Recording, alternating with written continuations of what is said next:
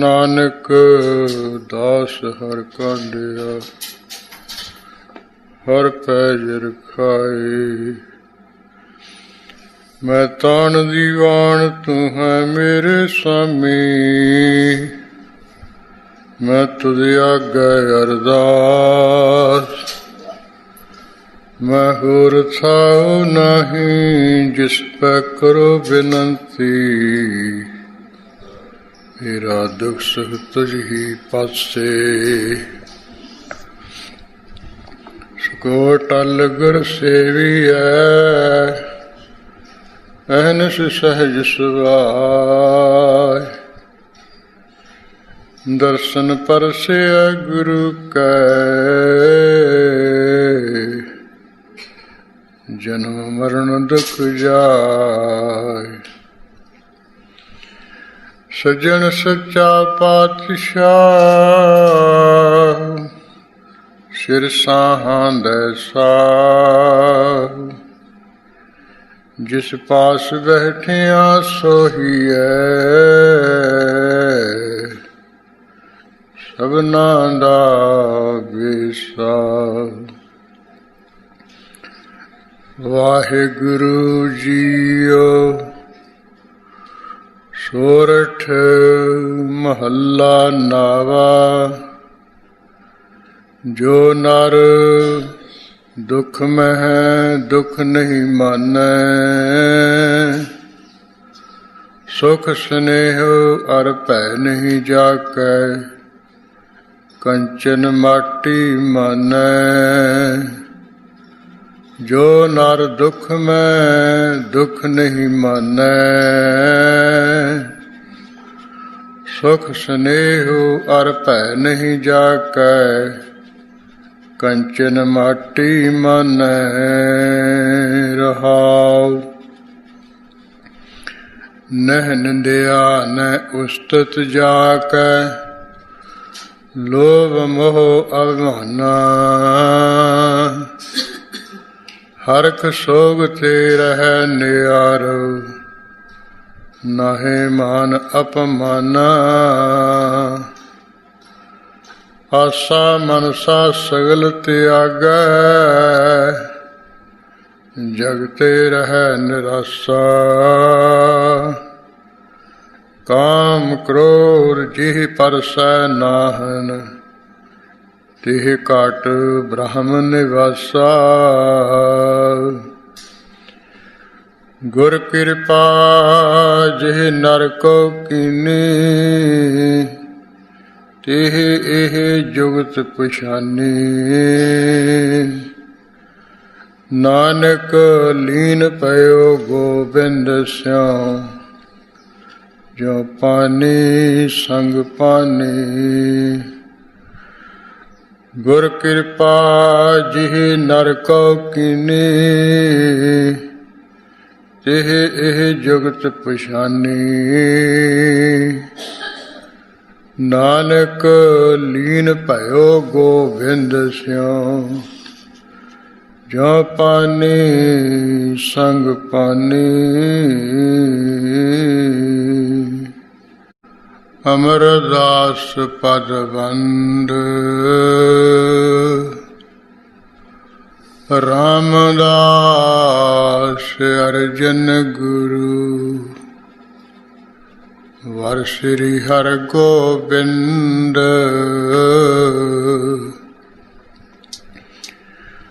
ਹਰਿ ਰਾਏ ਹਰਿ ਕ੍ਰਿਸ਼ਨ ਗੁਰ, ਤੇਗ ਬਹਾਦਰ ਚੰਦ। ਦਸਵੇਂ ਗੋਬਿੰਦ ਸਿੰਘ ਗੁਰੂ,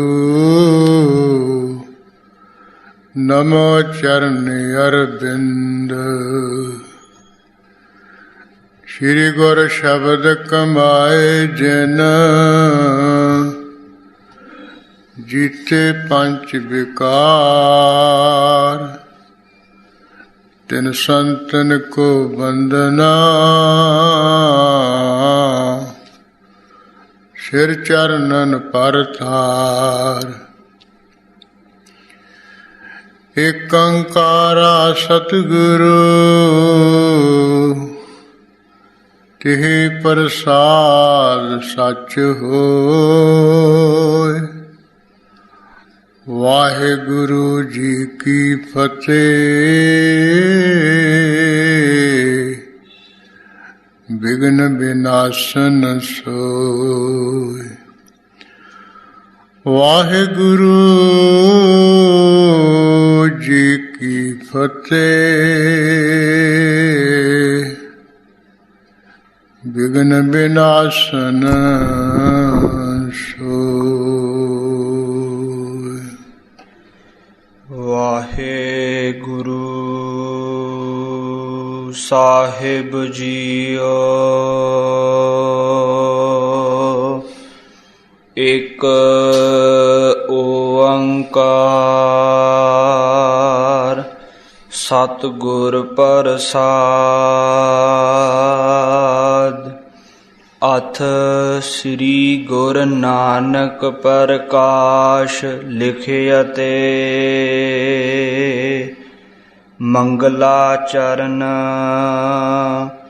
ਨਾਮ ਮਹਿਮਾ ਵਰਣਨੰ। ਨਾਮ ਪ੍ਰਥਮੋ ਅਧਿਆਇ ਦੋਹਰਾ। ਏਕੰਕਾਰਾ ਸਤਿਗੁਰੂ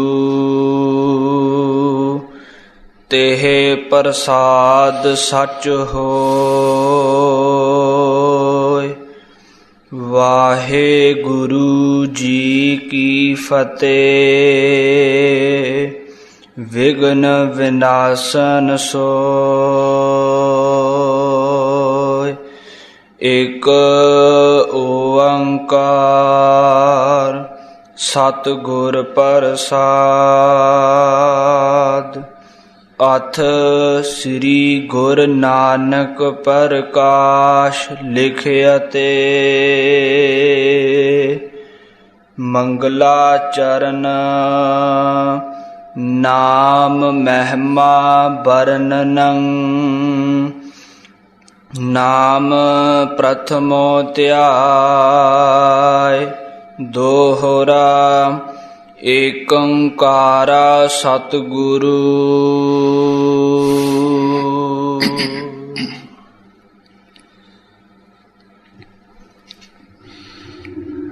ਵਾਹਿਗੁਰੂ ਜੀ ਕਾ ਖਾਲਸਾ ਵਾਹਿਗੁਰੂ ਜੀ ਕੀ ਫਤਿਹ। ਪਰਮ ਸਤਿਕਾਰਯੋਗ ਗੁਰੂ ਖਾਲਸਾ ਸਾਧ ਸੰਗਤ ਜੀ, ਅੰਮ੍ਰਿਤ ਵੇਲੇ ਤੋਂ ਸੋਹਣਾ ਸੁੰਦਰ ਜੀਵਨ ਸਜ ਰਿਹਾ। ਗੁਰਬਾਣੀ ਸਰੂਪ ਸਤਿਗੁਰੂ ਜੀ ਦੀ ਪ੍ਰਕਾਸ਼ ਸੇਵਾ ਹੋਈ ਹੈ। ਉਪਰੰਤ ਗੁਰਬਾਣੀ ਦਾ ਕੀਰਤਨ ਹੋਇਆ ਹੈ, ਜੋ ਸ਼੍ਰੀ ਅਖੰਡ ਪਾਠ ਗੁਰੂ ਨਾਨਕ ਸਾਹਿਬ ਜੀ ਦਾ ਜੋ ਇਤਿਹਾਸ ਕਵੀ ਸੰਤੋਖ ਸਿੰਘ ਜੀ ਨੇ ਲਿਖਿਆ ਸੋਹਣੀ ਕਾਵਿ ਰਚਨਾ ਵਿੱਚ, ਜਿਸ ਗ੍ਰੰਥ ਦਾ ਨਾਮ ਆਪ ਜੀ ਨੇ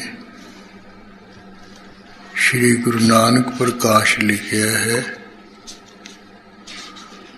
ਉਹ ਗ੍ਰੰਥ ਦੀ ਨਿਰਵਿਘਨਤਾ ਨਾਲ ਸਮਾਪਤੀ ਹੋਵੇ। ਉਹ ਗ੍ਰੰਥ ਨੂੰ ਪੜ੍ਹਦਿਆਂ, ਬਾਝਦਿਆਂ, ਵਿਚਾਰਦਿਆਂ ਕੋਈ ਵਿਘਨ ਜਾਂ ਕੋਈ ਰੁਕਾਵਟ ਨਾ ਆਵੇ। ਉਹ ਵਿਘਨਾਂ ਕਲੇਸ਼ਾਂ ਦੀ ਨਾਸਤਾ ਲਈ ਸਤਿਗੁਰੂ ਦਾ ਓਟ ਆਸਰਾ ਲੈਂਦਿਆਂ ਹੋਇਆਂ ਪਰਸੋਂ ਤੋਂ ਲੈ ਕੇ ਇੱਥੇ ਸ਼੍ਰੀ ਅਖੰਡ ਪਾਠ ਪ੍ਰਾਰੰਭ ਹੋਇਆ ਸੀ। ਕੁਝ ਮਿੰਟ ਪਹਿਲਾਂ ਗ੍ਰੰਥੀ ਸਾਹਿਬਾਨਾਂ ਨੇ ਸੰਪੂਰਨ ਬਾਣੀ ਦਾ ਪਾਠ ਕਰਕੇ ਭੋਗ ਪਾਇਆ ਹੈ। ਉਪਰੰਤ ਅਰਦਾਸ ਹੋਈ ਹੈ। ਹੁਕਮਨਾਮਾ ਜੋ ਗੁਰੂ ਤੇਗ ਬਹਾਦਰ ਸਾਹਿਬ ਜੀ ਨੇ ਆਪਣੇ ਮੁਖਾਰਬਿੰਦ ਤੋਂ ਸੋਠ ਰਾਗ ਵਿੱਚ ਰਸਾ ਰਾਗਨੀ ਵਿੱਚ ਉਚਾਰਨ ਕੀਤਾ ਹੈ। ਜੋ ਨਰ ਦੁਖ ਮੈਂ ਦੁਖ ਨੀ ਮਾਨੈ, ਸੁਖ ਸਨੇਹ ਔਰ ਭੈ ਨੀ ਜਾਕੈ, ਕੰਚਨ ਮਾਟੀ ਮਾਨੈ। ਜਿਹੜੇ ਜੀਵਨ ਮੁਕਤ ਪੁਰਸ਼ ਹੈ, ਵੀ ਜਿਉਂਦਿਆਂ ਜਿਉਂਦੇ ਹੀ ਸਾਰੇ ਬੰਧਨਾਂ ਤੋਂ ਛੁੱਟੇ ਹੋਏ ਹੈ। ਉਹਨਾਂ ਦਾ ਜ਼ਿਕਰ ਕੀਤਾ ਸ਼ਬਦ ਵਿੱਚ, ਉਹ ਹੁਕਮਨਾਮੇ ਰੂਪ ਵਿੱਚ ਆਪਾਂ ਸੁਣਿਆ ਹੈ। ਉਪਰੰਤ ਜੋ ਇਹ ਗ੍ਰੰਥ ਹੈ, ਇਹਦੀ ਪ੍ਰਮਤਮਤਾ ਨੂੰ ਲੈ ਕੇ ਜੋ ਕਵੀ ਸੰਤੋਖ ਸਿੰਘ ਜੀ ਨੇ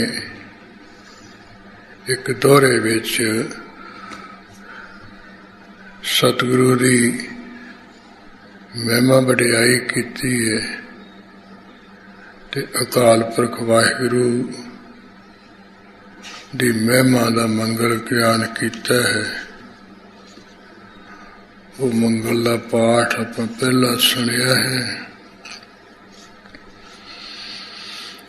ਇਸੇ ਤਰ੍ਹਾਂ ਇਹ ਗ੍ਰੰਥ ਕਰਤਾ, ਜਿਨ੍ਹਾਂ ਦਾ ਨਾਮ ਭਾਈ ਸੰਤੋਖ ਸਿੰਘ ਪ੍ਰਸਿੱਧ ਸੀ, ਜਿਨ੍ਹਾਂ ਨੇ ਇਹ ਨਾਨਕ ਪ੍ਰਕਾਸ਼ ਪੁਸਤਕ ਲਿਖਿਆ ਹੈ। ਇਹ ਕਿੱਥੋਂ ਦੇ ਨਿਵਾਸੀ ਸਨ, ਕਿੱਥੇ ਇਹਨਾਂ ਨੇ ਇਹ ਗੁਰਮਤਿ ਵਿਦਿਆ ਹਾਸਲ ਕੀਤੀ ਤੇ ਕਿੱਥੇ ਬੈਠ ਕੇ ਇਹ ਗ੍ਰੰਥ ਲਿਖਿਆ, ਉਹਦੇ ਸੰਬੰਧੀ ਆਪਾਂ ਇਹ ਕਥਾ ਪ੍ਰਾਰੰਭ ਕਰਨ ਤੋਂ, ਇਹ ਮੰਗਲ ਦੀ ਵਿਆਖਿਆ ਕਰਨ ਤੋਂ ਪਹਿਲਾਂ ਵਿਚਾਰ ਕਰ ਲਈਏ, ਕਿਉਂਕਿ ਯੋਗ ਬਣਦਾ ਹੈ। ਕਿਉਂਕਿ ਕਈ ਵਾਰੀ ਸਾਨੂੰ ਕੋਈ ਪੁੱਛ ਪੜਤਾਲ ਕਰ ਲਵੇ, ਜਿਹੜੇ ਅਸੀਂ ਕਥਾ ਸੁਣਨ ਵਾਲੇ ਹਾਂ, ਵੀ ਜਿਸ ਗ੍ਰੰਥ ਦੀ ਤੁਸੀਂ ਕਥਾ ਸੁਣਦੇ ਹੋ ਰੋਜ਼, ਉਹ ਗ੍ਰੰਥ ਕਿਹਨੇ ਲਿਖਿਆ, ਉਹ ਗ੍ਰੰਥ ਲਿਖਣ ਵਾਲੇ ਦਾ ਨਾਮ ਕੀ ਸੀ। ਤੁਸੀਂ ਕਹਿ ਦਿਓਗੇ ਵੀ ਅਸੀਂ ਗੁਰੂ ਨਾਨਕ ਸਾਹਿਬ ਜੀ ਦੀ ਕਥਾ ਸੁਣਦੇ ਹਾਂ, ਕਿਹਨੇ ਲਿਖੀ ਉਹਦਾ ਨਾਮ ਦਾ ਤਾਂ ਨਹੀਂ ਸਾਨੂੰ ਪਤਾ,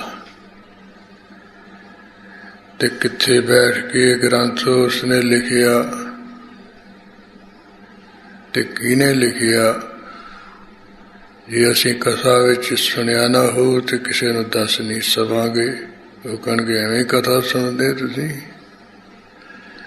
ਜਿਹਨੇ ਗੁਰੂ ਨਾਨਕ ਸਾਹਿਬ ਦੀ ਸਾਰੀ ਕਥਾ ਲਿਖੀ ਲਾ, ਉਹਦਾ ਕਵੀ ਦਾ ਤੁਹਾਨੂੰ ਨਾਂ ਨਹੀਂ ਪਤਾ, ਤੇ ਕਿੱਥੇ ਬੈਠ ਕੇ ਲਿਖਿਆ ਉਸ ਅਸਥਾਨ ਦਾ ਨਹੀਂ ਪਤਾ। ਇਸੇ ਤਰ੍ਹਾਂ ਉਹ ਜਿਹੜਾ ਕਵੀ ਸੀ, ਜਿਹਨੇ ਗ੍ਰੰਥ ਲਿਖਿਆ, ਉਹਨੇ ਗੁਰਮਤਿ ਵਿਦਿਆ ਕਿੱਥੋਂ ਪੜ੍ਹੀ ਸੀ, ਜਿਹਦੇ ਕੋਲੋਂ ਵਿਦਿਆ ਪੜ੍ਹੀ ਸੀ, ਉਸ ਵਿਦਿਆ ਦਾਤੇ ਦਾ ਨਾਮ ਕੀ ਸੀ, ਤੇ ਉਹ ਕਿੱਥੋਂ ਦੇ ਰਹਿਣ ਵਾਲੇ ਸੀ, ਕਿੱਥੇ ਰਹਿੰਦੇ ਸੀ, ਜਿਨ੍ਹਾਂ ਦੇ ਪਾਸੋਂ ਇਹ ਕਵੀ ਜੀ ਨੇ, ਇਹ ਗ੍ਰੰਥ ਕਰਤਾ ਨੇ ਵਿਦਿਆ ਪੜ੍ਹੀ। ਜੇ ਅਸੀਂ ਇਹ ਗ੍ਰੰਥ ਦੇ ਪੜ੍ਹਨ ਤੋਂ ਪਹਿਲਾਂ, ਇਹ ਕਥਾ ਕਰਨ ਤੋਂ ਪਹਿਲਾਂ ਹੀ ਸਾਰੀ ਇਹਨਾਂ ਦੇ ਸੰਬੰਧੀ ਵਾਕਫੀਅਤ ਲੈ ਲਾਂਗੇ, ਫਿਰ ਅਸੀਂ ਅੱਗੇ ਵੀ ਕਿਸੇ ਨੂੰ ਦੱਸ ਦੇਵਾਂਗੇ ਵੀ ਹਾਂ, ਜਿਸ ਦੀ ਗੁਰੂ ਨਾਨਕ ਸਾਹਿਬ ਜੀ ਦੀ ਕਥਾ ਕਵੀ ਨੇ ਲਿਖੀ ਹੈ, ਉਹਨਾਂ ਦਾ ਨਾਮ ਭਾਈ ਸੰਤੋਖ ਸਿੰਘ ਸੀ, ਉਹ ਇੱਥੋਂ ਦੇ ਸਨ। ਇਸ ਥਾਂ ਬੈਠ ਕੇ ਉਹਨਾਂ ਨੇ ਆ ਪੁਸਤਕ ਗ੍ਰੰਥ ਲਿਖਿਆ, ਤੇ ਇਸ ਵਿਦਿਆ ਦਾਤੇ ਕੋਲੋਂ, ਉਸਤਾਦ ਕੋਲੋਂ ਉਹਨਾਂ ਨੇ ਗੁਰਮਤਿ ਵਿਦਿਆ ਪੜ੍ਹੀ ਸੀ। ਉਹਨਾਂ ਨੇ ਹੋਰ ਵੀ ਗ੍ਰੰਥ ਲਿਖੇ ਹੈ, ਇਕੱਲਾ ਇਹ ਨਹੀਂ ਲਿਖਿਆ ਹੈ। ਜੇ ਸਾਰਾ ਕੁਛ ਅਸੀਂ ਕਥਾ ਤੋਂ ਪਹਿਲਾਂ ਨਾਲ ਹੀ ਸੁਣ ਲਵਾਂਗੇ, ਫਿਰ ਅਸੀਂ ਝਟਪਟ ਦੱਸ ਦੇਵਾਂਗੇ। ਇਸ ਕਰਕੇ ਥੋੜ੍ਹਾ ਜਿਹਾ ਇਸ ਸੰਬੰਧ ਵਿੱਚ ਆਪਾਂ ਵਿਚਾਰ ਕਰ ਲਈਏ। ਕਵੀ ਸੰਤੋਖ ਸਿੰਘ ਜੀ ਨੂਰ ਦੀ ਸਰਾਂ ਆ ਤਰਨਤਾਰਨ ਦੇ ਨੇੜੇ 5 ਮੀਲ ਤੇ ਨਗਰ ਹੈ। ਜਦੋਂ ਤਰਨਤਾਰਨ ਸਾਹਿਬ ਸਰੋਵਰ ਦੀ ਰਚਨਾ ਹੋ ਰਹੀ ਸੀ, ਇਹ ਪਲਾਸਪੁਰ ਨਾਮ ਦਾ ਨਗਰ, ਇਸੇ ਤਰ੍ਹਾਂ ਇੱਕ ਖਾਰਾ ਨਾਮ ਦਾ ਨਗਰ, ਇਹ ਦੋਹਾਂ ਦੀ ਜੂਹ ਦੇ ਵਿੱਚ ਗੁਰੂ ਮਹਾਰਾਜ ਨੇ ਇਹ ਤਰਨਤਾਰਨ ਸਰੋਵਰ ਦੀ ਨੀਂਹ ਰੱਖ ਕੇ ਇਹਦੀ ਪ੍ਰਾਰੰਭਤਾ ਕੀਤੀ ਸੀ। ਜਦੋਂ ਪੌੜੀਆਂ ਬਣ ਰਹੀਆਂ ਸਨ ਤੇ ਇੱਥੇ ਨੇੜੇ ਹੀ ਉਹ ਨੂਰ ਦੀ ਸਰਾਂ ਸੀ। ਇਸ ਚਨਾ ਰਿਹਾ ਸੀ ਸਰਾਂ ਨੂੰ, ਇੱਟਾਂ ਦੀ ਕਿਤੇ ਘਾਟ ਪੈ ਗਈ ਮਰੀਜ਼ ਨੂੰ। ਫਿਰ ਉਹਨੇ ਧੰਨ ਸਾਹਿਬ ਸਰੋਵਰ ਦੀਆਂ ਜਿਹੜੀਆਂ ਇੱਟਾਂ ਬਿਨਾਂ ਪੁੱਛੇ ਦੱਸੇ ਤਾਂ ਚੁੱਕਣੀਆਂ ਸ਼ੁਰੂ ਕਰ ਦਿੱਤੀਆਂ ਸੀ। ਨਾ ਕੋਈ ਗਿਣਤੀ ਮਿਣਤੀ। ਜਦੋਂ ਸਿੱਖਾਂ ਨੇ ਮਹਾਰਾਜ ਕੋਲ ਗੱਲ ਕੀਤੀ ਕਿ ਮਹਾਰਾਜ ਇੱਕ ਨੂਰਦੀਨ ਪਿੰਡ ਦਾ ਆਇਆ, ਤੇ ਉਹਨੇ ਕੋਈ ਪੁੱਛ ਦਰਸਾਲ ਨਹੀਂ ਕੀਤੀ, ਬਸ ਇੱਟਾਂ ਲੱਦਣੀਆਂ ਚੁੱਕੀ ਤੁਰੇ ਜਾਂਦੇ, ਕੋਈ ਹਿਸਾਬ ਕਿਤਾਬ ਨਹੀਂ। ਤੇ ਅਸੀਂ ਕਿਹਾ ਸੀ, ਇਹ ਕਹਿੰਦੇ ਵੀ ਉੱਥੇ ਸਰਾਂ ਚਿਣੀ ਜਾ ਰਹੀ ਹੈ, ਪਿੰਡ ਵਿੱਚ ਇੱਟਾਂ ਦੀ ਘਾਟ ਪੈ ਗਈ। ਇਹ ਜਦੋਂ ਸਾਡੀਆਂ ਇੱਟਾਂ ਹੋ ਗਈਆਂ ਫਿਰ ਅਸੀਂ ਪਹੁੰਚਾ ਦਿਆਂਗੇ। ਇਸ ਤਰ੍ਹਾਂ ਢੰਗ ਜਿਹਦਾ ਜਵਾਬ ਦੇ ਦਿੱਤਾ ਸੀ ਸਿੱਖਾਂ ਨੂੰ। ਤੇ ਗੁਰੂ ਅਰਜਨ ਦੇਵ ਮਹਾਰਾਜ ਜੀ ਨੇ ਕਹਿੰਦੇ ਵੀ ਸਾਨੂੰ ਕੋਈ ਲੋੜ ਹੀ ਨਹੀਂ ਕਹਿਣ ਸੁਣਨ ਦੀ। ਇਹ ਜਿਹੜੀਆਂ ਇੱਟਾਂ ਜਿੱਥੇ ਗਈਆਂ ਹਨ ਤੇ ਲੱਗੀਆਂ ਹੈ, ਉੱਥੋਂ ਦੀਆਂ ਸਾਰੀਆਂ ਨੀਆਂ ਨੂੰ ਪੁੱਟ ਪੁਟਾ ਕੇ ਕੋਈ ਸਮਾਂ ਆਊਗਾ, ਇੱਥੇ ਤਰਨਤਾਰਨ ਦੇ ਸਰੋਵਰ ਤੇ ਪੌੜੀਆਂ ਵਿੱਚ ਹੀ ਆ ਕੇ ਲੱਗਣਗੀਆਂ। ਉਹ ਸਮੇਂ ਅਨੁਸਾਰ ਗੁਰੂ ਅਰਜਨ ਦੇਵ ਜੀ ਦੇ ਬਚਨ ਪੂਰੇ ਹੋਏ ਸਨ। ਉਸੇ ਨੂਰ ਦੀ ਸਰਾਂ ਦੀਆਂ ਇੱਟਾਂ ਫਿਰ ਉਹ ਸਿੰਘਾਂ ਨੇ ਪੁੱਟ ਪੁੱਟ ਕੇ ਤੇ ਉਹ ਖੇੜ ਖੇੜ ਕੇ ਨੀਹਾਂ ਫਿਰ ਤਰਨਤਾਰਨ ਸਰੋਵਰ ਦੇ ਪੌੜੀਆਂ ਬਣਾਈਆਂ ਸੀ। ਇੱਥੋਂ ਦਾ ਇਹਨਾਂ ਦਾ ਜਨਮ ਸੀ ਕਵੀ ਸੰਤੋਖ ਸਿੰਘ ਜੀ ਦਾ। ਪਹਿਲਾਂ ਇਹਨਾਂ ਦੇ ਜਿਹੜੇ ਪਿਤਾ ਸੀ ਉਹ ਜਗਾਦਰੀ ਸ਼ਹਿਰ ਦੇ ਨੇੜੇ ਇੱਕ ਬੂੜੀਆ ਨਾਮ ਦਾ ਨਗਰ ਹੈ, 5 ਮੀਲ ਤੇ ਹੈ ਜਗਾਦਰੀ ਤੋਂ, ਤੇ ਹੁਣ ਤਾਂ ਉਹ ਸ਼ਹਿਰ ਹੈ। ਇੱਥੇ ਇਹਨਾਂ ਦੇ ਪਿਤਾ, ਜਿਨ੍ਹਾਂ ਦਾ ਨਾਮ ਭਾਈ ਦੇਵਾ ਸਿੰਘ ਸੀ, ਤੇ ਮਾਤਾ ਦਾ ਨਾਮ ਸੀ ਰਾਜ ਕੌਰ। ਭਾਵੇਂ ਕਬੀਰ ਸਿੰਘ ਜੀ ਨੇ ਆਪਣੇ ਪਿਤਾ ਦਾ ਨਾਮ ਤਾਂ ਲਿਖਿਆ ਪੁਸਤਕ ਵਿੱਚ, ਤੇ ਮਾਤਾ ਦਾ ਨਹੀਂ ਕਿਤੇ ਦੱਸਿਆ ਹੈ, ਪਰ ਖੋਜ ਕਰਨ ਤੋਂ ਇਹ ਆਇਆ ਹੈ, ਪਤਾ ਚੱਲਿਆ ਹੈ ਕਿ ਇਹਨਾਂ ਦਾ ਨਾਂ ਮਾਤਾ ਦਾ ਰਾਜ ਕੌਰ ਸੀ। ਤੇ ਕਵੀ ਜੀ ਨੇ ਆਪਣਾ ਜਿਹੜਾ ਜਨਮ ਨਗਰ ਹੈ, ਜਿੱਥੇ ਜਨਮ ਹੋਇਆ, ਨੂਰ ਦੀ ਸਰਾਂ ਨਹੀਂ ਦਿੱਤਾ ਹੈ। ਤੇ ਪਿਤਾ ਜੀ ਉਹ ਬੂੜੀਏ ਨਗਰ ਦੇ ਨਿਵਾਸੀ ਸਨ, ਤੇ ਇਸ ਕਰਕੇ ਆਪਣੇ ਵੀ ਸਾਡਾ ਜਿਹੜਾ ਨਿਜ ਧਾਮ ਹੈ, ਸਾਡਾ ਜਿਹੜਾ ਅਸਲੀ ਘਰ ਹੈ ਉਹ ਬੂੜੀਏ ਹੈ, ਉੱਥੇ ਸਾਡੇ ਘਰ ਮਕਾਨ ਹੈ।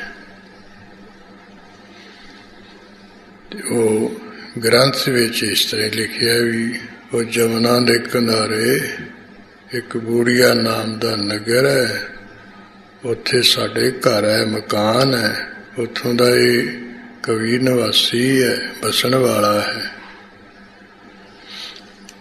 ਪਰ ਖੋਜ ਕਰਨ ਤੋਂ ਇਹ ਪਤਾ ਚੱਲਿਆ ਵੀ ਇਹਨਾਂ ਦਾ ਜਨਮ ਇੱਥੇ ਨੂਰ ਦੀ ਇਸ਼ਨਾਨ ਆ ਕੇ ਹੋਇਆ ਸੀ। ਇੱਥੇ ਇਹਨਾਂ ਦੇ ਪਿਤਾ ਜੀ ਆ ਵਸੇ ਸੀ ਕੁਝ ਸਮਾਂ ਪਹਿਲਾਂ। ਇਸੇ ਤਰ੍ਹਾਂ ਹੀ ਉਹ ਕਿਤੇ ਇੱਥੇ ਆ ਵਸਦੇ, ਕਿਤੇ ਬੂੜੀਏ ਨਗਰ ਚਲੇ ਜਾਂਦੇ। ਪਿਤਾ ਦੇਵਾ ਸਿੰਘ ਜੀ। ਇਹ ਜਗਾਦਰੀ ਕਵੀ ਸੰਤੋਖ ਸਿੰਘ ਦੀ ਵੱਡਿਆਂ ਹੋਇਆ ਸ਼ਾਦੀ ਹੋਈ ਸੀ। ਉਹ ਇਹਨਾਂ ਦੀ ਪਤਨੀ ਦਾ ਨਾਮ ਰਾਮ ਕੌਰ ਲਿਖਿਆ ਹੋਇਆ ਹੈ। ਇਸ ਤਰ੍ਹਾਂ ਇਹਨਾਂ ਦੇ ਘਰ ਦੇ ਵਿੱਚ ਉਹ ਰਾਮ ਕੌਰ ਦੇ ਦੁਆਰਾ ਉਧਰ ਤੋਂ 5 ਪੁੱਤਰ ਪੈਦਾ ਹੋਏ ਸੀ, 3 ਲੜਕੀਆਂ ਹੋਈਆਂ ਸੀ। ਤੇ ਕਵੀ ਸੰਤੋਖ ਸਿੰਘ ਜੀ ਜਾਤ ਦੇ ਸ਼ਿੰਬਾ ਸੀ, ਦਰਜੀ ਸੀ। ਆਮ ਜਿਹੜੇ ਕੋਈ ਗੋਤ ਗੂਤ ਦੇਖਦੇ ਨਾ ਫਿਰ ਉੱਥੇ ਉਹ ਜਿੱਥੇ ਐਸਾ ਅੱਗੇ ਤੋਂ ਅੱਗੇ ਚੱਲਿਆ ਹੁੰਦਾ ਵੀ ਇਸ ਗੋਤ ਦੇ ਵਿੱਚੋਂ ਅਸੀਂ ਰਿਸ਼ਤਾ ਨਹੀਂ ਲੈਣਾ ਹੈ, ਵੀ ਉਹ ਨਹੀਂ ਲੈਂਦੇ। ਉਹ ਕਵੀ ਜੀ ਦਾ ਜਿਹੜਾ ਗੋਤ ਹੈ ਕਰੀਰ ਲਿਖਿਆ ਹੋਇਆ ਹੈ। ਤੇ ਜਿਹੜੀ ਇਹਨਾਂ ਦੀ ਪਤਨੀ ਸੀ ਰਾਮ ਕੌਰ, ਉਹਦਾ ਗੋਤ ਸੀ ਰਹੀਲਾ। ਜਿਹੜੇ ਕਰੀਰ ਗੋਲ ਦੇ ਸ਼ਿੰਬੇ ਨੇ ਨਾ, ਉਹ ਰਹੀਲੇ ਗੋਲ ਦੀ ਲੜਕੀ ਦਾ ਰਿਸ਼ਤਾ ਨਹੀਂ ਲੈਂਦੇ। ਪਰ ਕਵੀ ਸੰਤੋਖ ਸਿੰਘ ਜੀ ਗੁਰੂ ਕੇ ਸਿੰਘ ਸੀ, ਅੰਮ੍ਰਿਤਧਾਰੀ ਸੀ, ਜਿਸ ਕਰਕੇ ਵੀ ਜਿਹੜਾ ਖਾਲਸਾ ਹੈ ਸਿੰਘ ਹੈ ਉਹ ਗੋਤ ਗੂਤ ਨਹੀਂ ਵੇਂਦਾ, ਇਹ ਨਹੀਂ ਉਹ ਨਹੀਂ, ਇਹ ਤਾਂ ਸਾਡੇ ਕਲਪੇ ਹੋਏ ਨੇ ਨਾ ਅੱਗੇ ਤੋਂ ਅੱਗੇ, ਜਿਵੇਂ ਖੱਤਰੀਆਂ ਦੇ ਸੈਂਕੜੇ ਗੋਤ ਨੇ।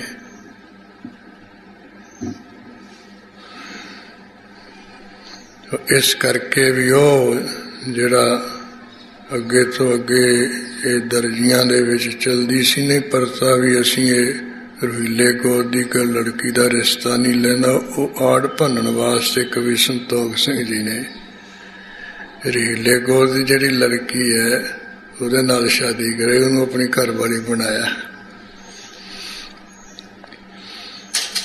ਇਸ ਤਰ੍ਹਾਂ ਇਹ ਤਾਂ ਉਹਨਾਂ ਦਾ ਆਪਣਾ ਜਨਮ ਨਗਰ ਤੇ ਪਿਤਾ ਦਾ ਜਨਮ ਨਗਰ ਤੇ ਉਹਨਾਂ ਦਾ ਸ਼ਾਦੀ ਤੇ ਉਹਨਾਂ ਦੇ ਸੰਤਾਨ ਦਾ ਜ਼ਿਕਰ ਹੈ।